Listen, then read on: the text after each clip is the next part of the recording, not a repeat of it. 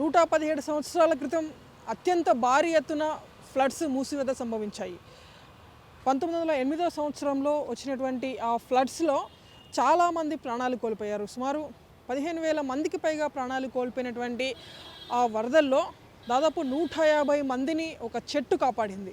Present మనం చూసినటువంటి ఈ చెట్టు ఏదైతే ఉందో ఇదే చెట్టు కొమ్మలను తమ అస్త్రాలుగా చేసుకొని ఎంతోమంది తమ ప్రాణాలను కాపాడుకున్నారు.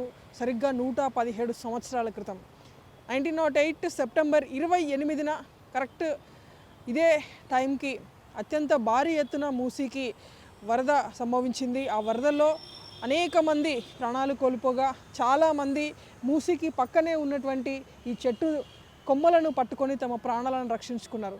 సో ప్రజెంట్ ఆ చెట్టు మనం చూస్తున్నాము ఉస్మానియా హాస్పిటల్లో ఉన్నటువంటి ఇదే చింత చెట్టు కింద వాళ్ళందరూ కూడా తమ ప్రాణాలను నిలబెట్టుకున్నారు. సో ప్రజెంట్ ఆ చెట్టుకి ఒక ట్యాగ్ని కూడా ఇచ్చినటువంటి దృశ్యాలను చూస్తున్నాము. This tree saved the lives of about 150 persons in the great Musi floods of 1908.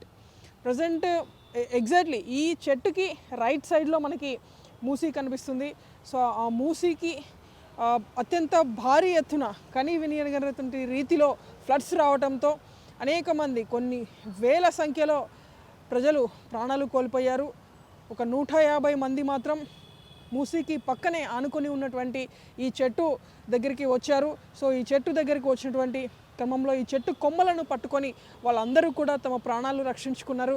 ఈ విధంగా 150 మందిని కూడా ఈ చెట్టు కాపాడినటువంటి ఘన చరిత్ర ఈ చెట్టుకుంది. ఈ చింత చెట్టు ప్రజెంట్ ఉస్మానియా జనరల్ హాస్పిటల్ ఆవరణలో ఈ చెట్టు ఉంది. సో దీనికి ప్రాణదాత్రి అనేటువంటి ఒక పేరును కూడా అప్పటి అధికారులు ఇచ్చారు.